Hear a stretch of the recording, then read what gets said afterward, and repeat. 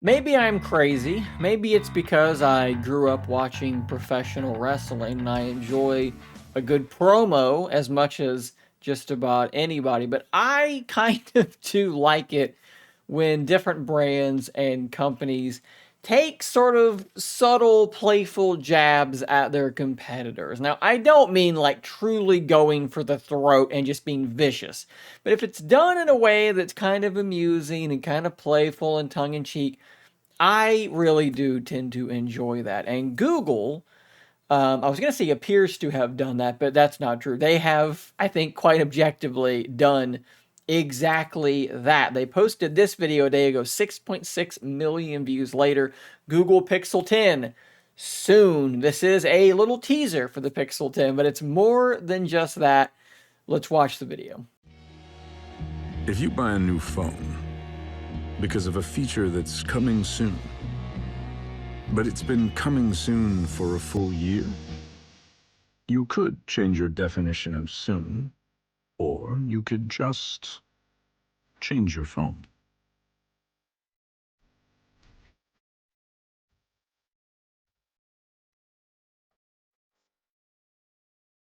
Definitely might have to mute some of that video, especially the end of it for the licensed music. But I think it's very obvious what Google is doing. They're taking a shot that is not so subtle at Apple over the Apple Intelligence fiasco. I actually had to sort of look into the timeline of all of this because I am not an Apple guy.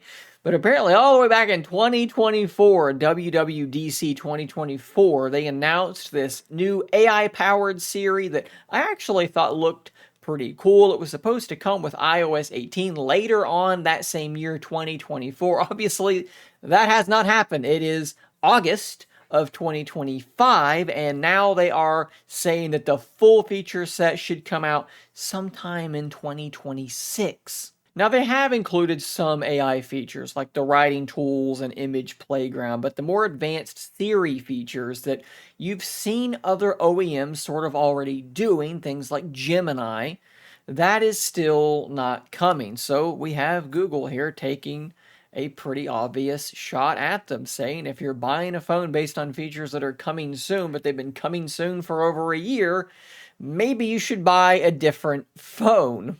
Now, Apple has said the reason for these more advanced Siri features being delayed is because they are moving from a V1 architecture to a V2.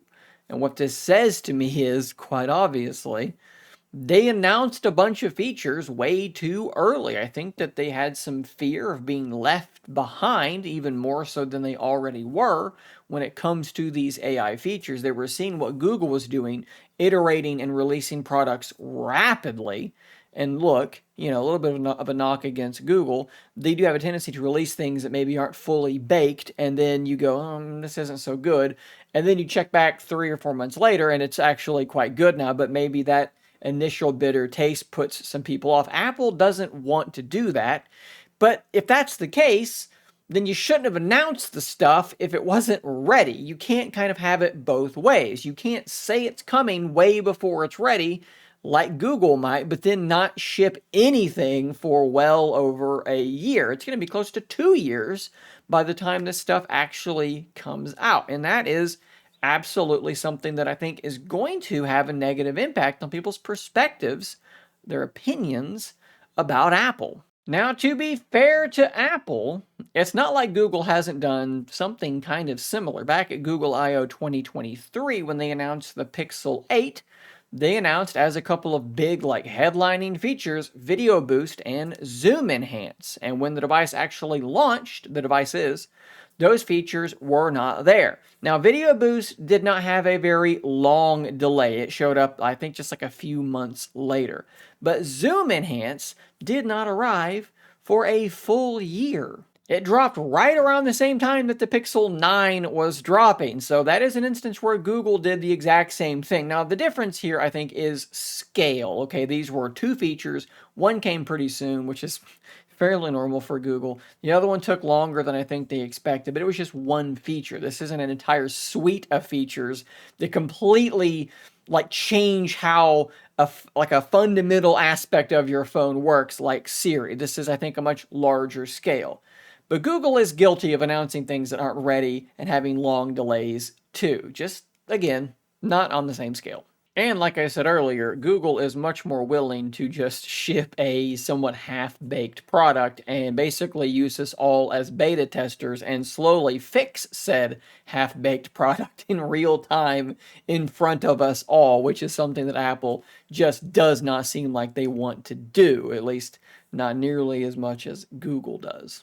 I think it's also kind of worth pointing out that in their little video, we get a very good look at a Pixel 10 device. They're just showing us what it looks like. Google has really gotten used to doing that as of late, kind of not leaving a whole lot to the imagination anymore. There is your Google Pixel 10. They just show it to you, and it does look very, very similar to the Pixel 9. We've seen renders, so we already kind of knew what this thing was going to look like. But if you had any questions about how it was going to look, you shouldn't have them anymore because Google just showed it to us.